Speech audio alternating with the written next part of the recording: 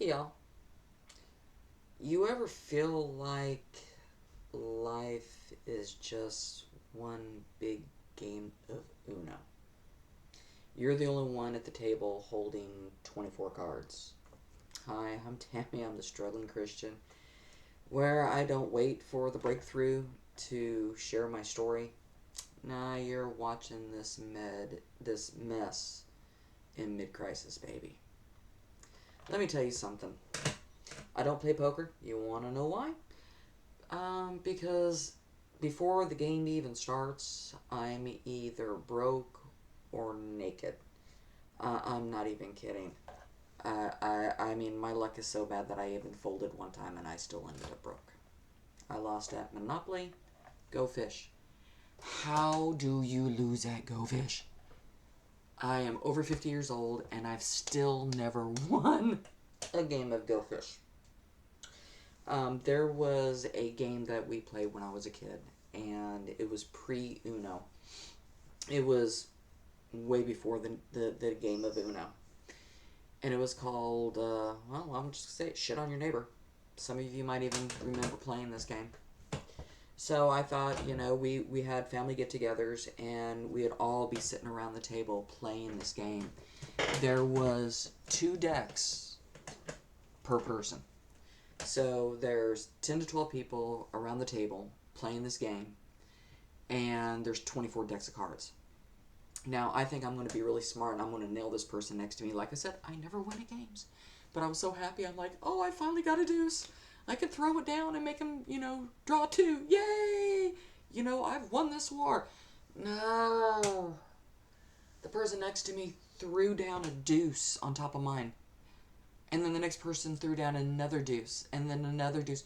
It went all the way around the table. And I'm sitting there drawing 24 cards, and now I look like I'm holding a Bible. At this point, it's not a hand. I was the last kid picked up PE, the slowest runner. And there was this guy in 9th grade. I mean, he was the cutest guy in school. And he was a bully. And he was always making fun of me, talking about the clothes that I wore. He was just an out-and-out bully. And finally, I actually had enough. And he had said something to me on the bus, and I just got up and I snapped. And I literally beat the crap out of this guy walking off the bus. Everybody cheered because nobody liked him anyway, but besides the point. I didn't find out until 20 years later that I found him on Facebook. And then he's telling me that he had this really big crush on me. Dude, really, man? I don't live there anymore. And I personally don't care. I whipped your tail. I know it was embarrassing for you. But, here's the thing. All of that, the losses, the loneliness, the times I felt invisible or like a joke, it added something that I didn't see at the time. Strength in disguise. See, life stacked the deck against me more time than I can possibly count. But what the devil didn't know is that every time I picked up a card, God was stacking something too. Faith, grit, testimony, and a calling. You might be holding 24 cards now, debt, fear, trauma, broken relationship, shame, and feel like you're losing. But God, He doesn't need a royal flush to win the game. He just needs you to say yes.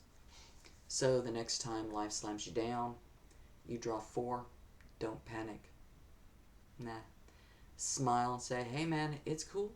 I came with backup. His name is Jesus. You're not alone. You're just being honest enough to admit that you're struggling. And that's where the healing actually begins. That is when God shows up. And He makes Himself very known. So, until next time, my struggling Christians, I'll still be probably losing it. Go fish, as usual. But at least now, I know who holds that deck. God bless.